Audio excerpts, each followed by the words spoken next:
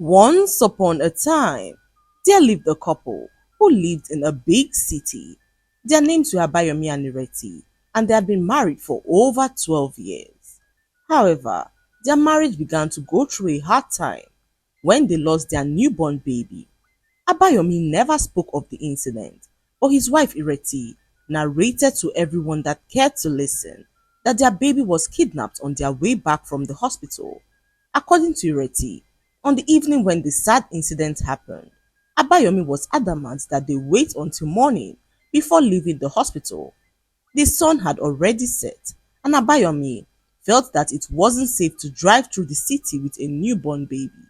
But Ireti, exhausted and eager to bring their baby home, insisted, "I just want to sleep in my own bed," she had pleaded softly, cradling their baby boy in her arms. "Let's go home, Abayomi. We'll be fine," she said. Reluctantly, Abayomi agreed.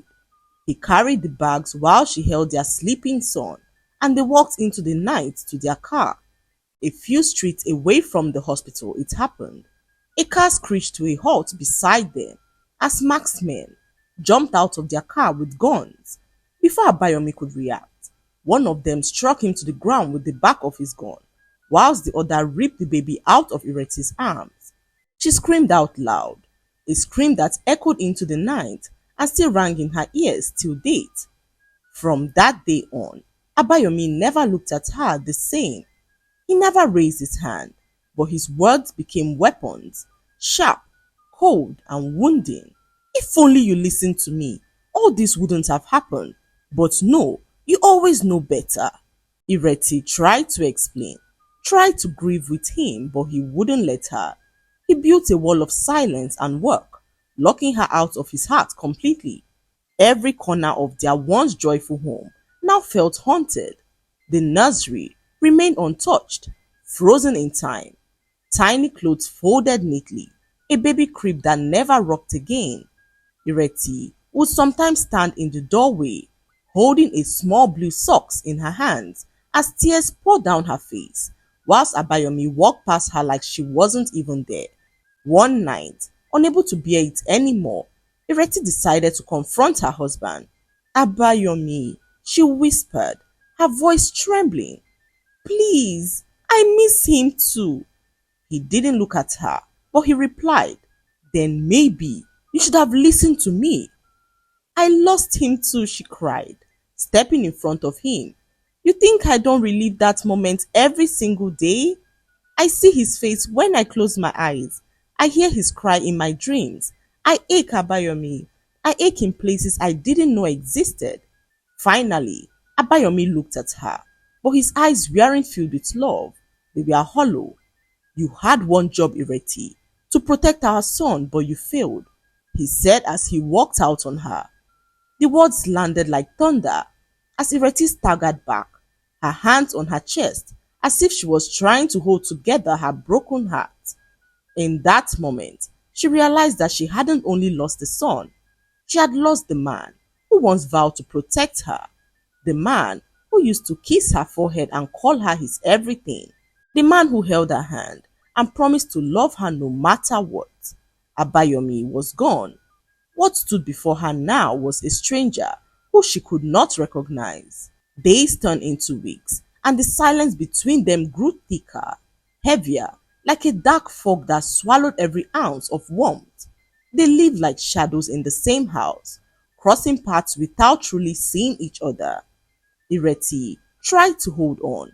She cooked his favorite meals, left kind messages on his desk, and even suggested that they go for therapy. But Abayomi dismissed her every attempt. "There's nothing a therapist can say that will bring back my son," he said one evening when Ireti brought his best friend Shegun to plead with him.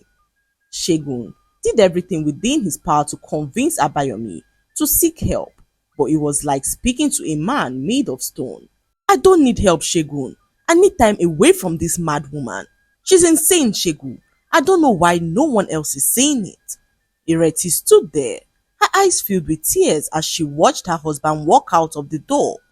Her heart shattered into a million pieces, each one echoing the sound of the door as it slammed shut behind him. Ireti fell to the floor, gripping her chest, gasping for air that refused to fill her lungs. The silence he left behind was louder than his words because now Ireti knew that it was final. Her husband Abayomi had chosen to leave, to abandon not just the memory of their son, but the woman who had carried and loved him every second of his short life. The days that followed were a blur. Ireti moved through the house like a ghost, the weight of grief pressing heavily on her shoulders. Her mother, on hearing all that happened, moved in to live with her. Ireti was the only family she had left, and she could not risk losing her. She watched her daughter with the eyes of a mother who had known sorrow, but this was a kind of pain that she could not fix.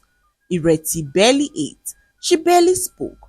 At night, her cries would echo through the house as if it came from the walls themselves. Her mother would sit by her bedside, gently stroking her hair, whispering prayers through her own tears. But still, Ireti clung to the hope that one day her son and husband would return. She began going on TV programs, speaking publicly about what happened. "If you've seen him," she would say, her voice cracking, "if you know anything, please come forward. My baby deserves to come home." The media picked up her story. Some offered sympathy, others criticized. There were those who speculated, who pointed fingers, but Ireti did not care. She only wanted one thing, to find her son. Her friend Lola, heartbroken by what Ireti had become, finally visited one morning unannounced. She brought a basket of fruit, but her eyes held something heavier. "Ireti," she said gently, sitting across from her on the couch. "I watched your interview last night." Ireti nodded faintly, her fingers clutching the edge of the baby blanket that she always kept on her lap. Lola hesitated, then reached for her hand. "You've been fighting. You've been so brave. But it's been over a year, and I think maybe it's time for you to start healing." Ireti blinked at her. "You want me to forget him?" "No," Lola whispered. "Never. But I want you to live again. For yourself, for the love you still have to give. You can't stay buried in this forever. Ireti, your baby wouldn't want that. Neither would God." The words hung in the air like smoke, but Ireti did not reply. In a bid to make Ireti move, Lola reached into her bag and pulled out her phone. Her fingers trembled slightly as she opened the photo gallery and handed the screen to Ireti. "I didn't want to show you this, so," Lola said softly, "but I think you need to see it." Ireti took the phone confused, but the moment her eyes landed on the screen, her heart dropped. There he was, her husband Abayomi, smiling and standing beside a woman she did not recognize. Her hand rested on his chest with a familiarity that cut through her like a knife. Ireti could not believe her eyes. She had spent months hoping and praying that her husband and son would return. Little did she know that while she drowned in sorrow, her husband Abayomi had moved on. Her hands trembled as she zoomed in on the image. The woman's smile, as Abayomi's arms draped casually over her shoulder, filled her with intense anger. "I need to see him," she said angrily to Lola, who convinced her otherwise. "Abayomi has moved on, and I'll advise you to do same," Lola said to Ireti, who took another close look at the image, where she saw a baby in the background. "That's my baby," she said to Lola, pointing at the picture on Lola's phone. Lola could not believe her ears. She snatched the phone from Ireti's hand and took a good look at it. There was a baby in the background, but Lola could not say for sure if it was a girl or a boy. "Abayomi had the mind to steal my baby for his mistress," she said angrily as she picked up her car keys and drove with Lola straight to their guest house where Abayomi was putting up with his new mistress. Ireti barged into the house and met his mistress Amaka, who was alone with the child. She grabbed the child from her arms and realized that it was a boy. He looked so much like her son, and Ireti could not help but cry. "How could you steal my son?" she screamed out at Amaka, who stood there confused, trying to understand what was happening.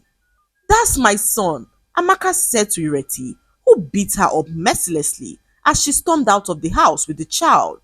Lola screamed and begged for her to stop, but Ireti refused to listen. She got into her car with the child and drove straight to her house. Ireti locked the doors and shut the blinds as she held the child in her arms, rocking him and humming lullabies that only a mother could know. Her mother watched from a distance, unsure of what to believe. Could this really be her son? She asked Lola, who shook her head in confusion. I'm scared, Mama. I think Ireti has crossed the line this time, she said to Ireti's mother, who gently approached her daughter to talk to her. My daughter, are you really sure that this baby is yours?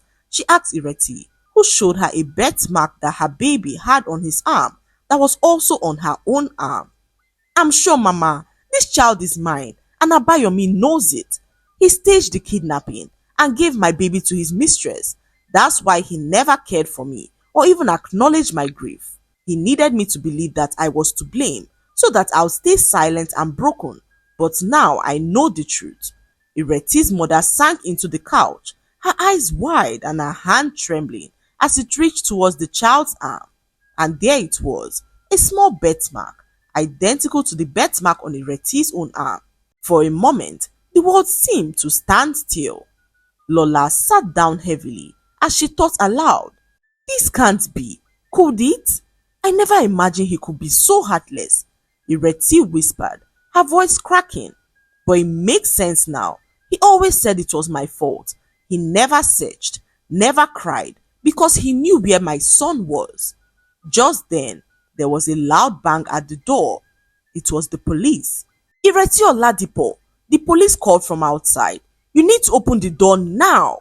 Lola jumped to her feet and ran to the window. Several police officers were standing outside, and Abayomi was also there, his face hard and unreadable.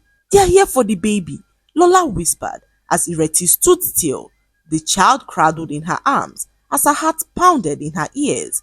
I won't give him up, she said, stepping back. I won't. He's my child. He was stolen from me. Mama, help me, she cried, looking at her mother. You know this child is mine, Mama.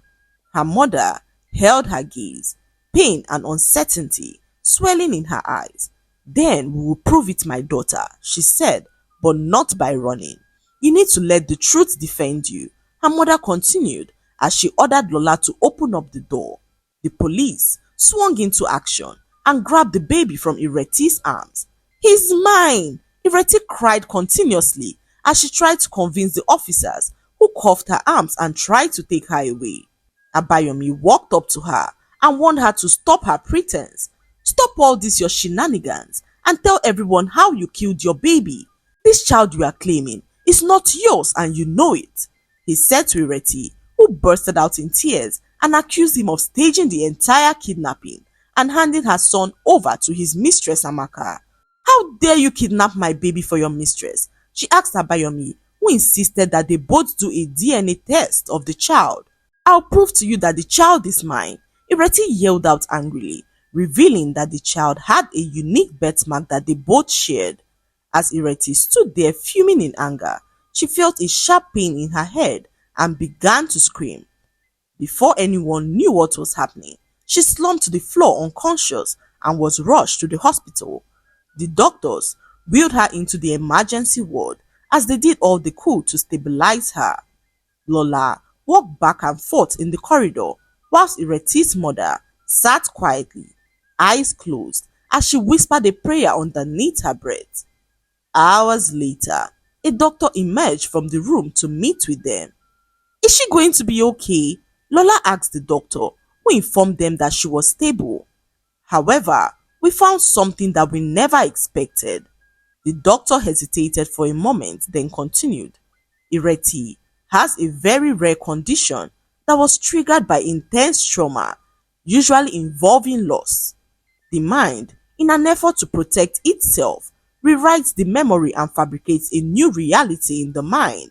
In Ireti's case, she constructed an elaborate story of a kidnapping to avoid facing the truth. Lola stared at him, her mouth open in shock. You're saying the baby was not kidnapped? The doctor nodded. I checked the hospital records and Ireti's baby died minutes after delivery.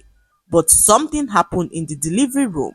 When she held the lifeless body of her son, her mind could not take it.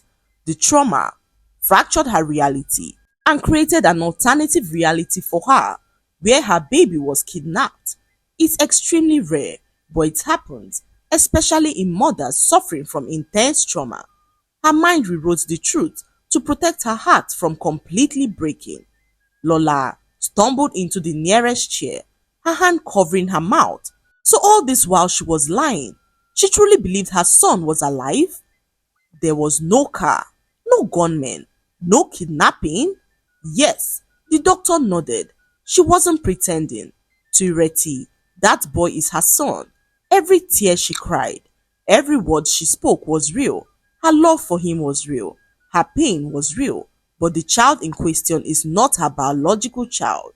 The room fell into silence as Ireti's mother began to sob quietly. Oh, my poor child, she has suffered too much, she said as Ireti woke up from her deep sleep, asking for her baby. He's not here, she said, sitting up abruptly. Lola approached her quietly, her eyes swollen from crying. Ireti, she said, her voice low.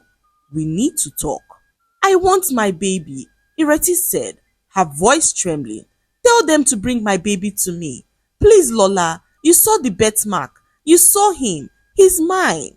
Lola walked closer, holding her friend's hand. I did see the birthmark. I did see the child. But I also saw something else, Ireti. I saw your pain. And now I know the truth behind it. Ireti's eyes narrowed. What do you mean, Lola? She asked. The doctor explained everything about your condition, about the trauma. Ireti, your baby did not make it that day. He passed away that night, just minutes after delivery. Ireti stared at her blankly. No, that's not true. I know it's hard to accept, Lola whispered, but your mind, your heart, could not take the truth. So it created a story, a reality where your baby was stolen. No, Ireti screamed out angrily. You're lying, all of you. He's alive. I held him. They took him from me. Nurses rushed in to calm her down as she wailed uncontrollably. Lola stepped back as tears poured down her face as she watched her best friend break all over again. Only this time, it wasn't from holding on to a lie. This time, it was from finally being forced to confront the truth. Ireti insisted on taking the DNA test. She had to prove to them that the child was truly hers, so her friend Lola approached Abayomi to request for the test. Abayomi agreed to the DNA test on the condition that he too would do the test to prove to Ireti that the child was his and not hers. So, a DNA test was ordered and the world waited, the public waited, and so did Lola and Ireti's mother, who could not wait to finally know the truth. After 14 days, the results came in and everyone was so shocked at the result. Ireti was not the mother and Abayomi was not the father either. Silence shook the entire room as everyone froze in shock. I don't understand, Ireti whispered as she held the paper tightly, as though the result would change if she held it tighter. The baby, he looks like me and has the same birthmark, but the truth was right there in black and white. Lola covered her mouth, her eyes full of tears. Abayomi stood in the corner as he stared at the floor, wishing that the ground would open up and swallow him. Then Amaka spoke up, her voice shaking. I'm so sorry, Abayomi. I thought you were the father, she said as Abayomi insisted on knowing who the father was. Amaka broke down completely as she revealed to him that his best friend Shegun was the one responsible for the pregnancy. The entire room fell silent as Abayomi could not believe his ears. Amaka began to plead for forgiveness, knowing how hurt Abayomi was by the revelation. I didn't mean for it to happen, she cried, revealing that it was only one time. I thought the baby was yours, she said as Abayomi walked out on them without looking back. He didn't shout or argue. He just walked away like a man who had lost everything. Ireti, however, was so broken. The last thread holding her together snapped, but it was also the moment everything became clear to her. She remembered how her son died and how broken she felt by his death. What had happened was that during her pregnancy, Abayomi warned her not to consume alcohol, but Ireti ignored his concerns and hid to take some alcohol. One evening, she returned home with a sharp pain in her abdomen. Abayomi rushed her to the hospital, but by the time they got to the hospital, the doctors could do nothing. The baby, their precious baby boy, was gone. His tiny lungs never fully took their first breath, and in that moment, something inside Ireti fractured.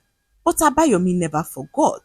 To him, it wasn't just about a glass of wine or a few careless hours. It was about watching the woman he loved ignore his pleas and then act like she was blameless. While she told the ridiculous story of their baby being kidnapped, Abayomi's anger boiled, wondering what kind of a woman he married. He could not understand how she would tell a lie and even begin to live that lie, instead of taking responsibility for her actions. That was the weight Abayomi had been carrying. That was the justification behind his anger for all this time. To everyone else, he looked cold, distant, cruel even, but deep down, he was a man gutted by the belief that the woman he married was a pathetic liar. That's why he couldn't look at her. That's why he walked away. That's why in his pain and bitterness, he sought comfort in Amaka, a decision that would only compound his heartbreak when he discovered that the child he thought was a second chance was not his, and the friend he trusted had betrayed him in the worst way possible. It was a tragedy of loss, guilt, and brokenness on all sides.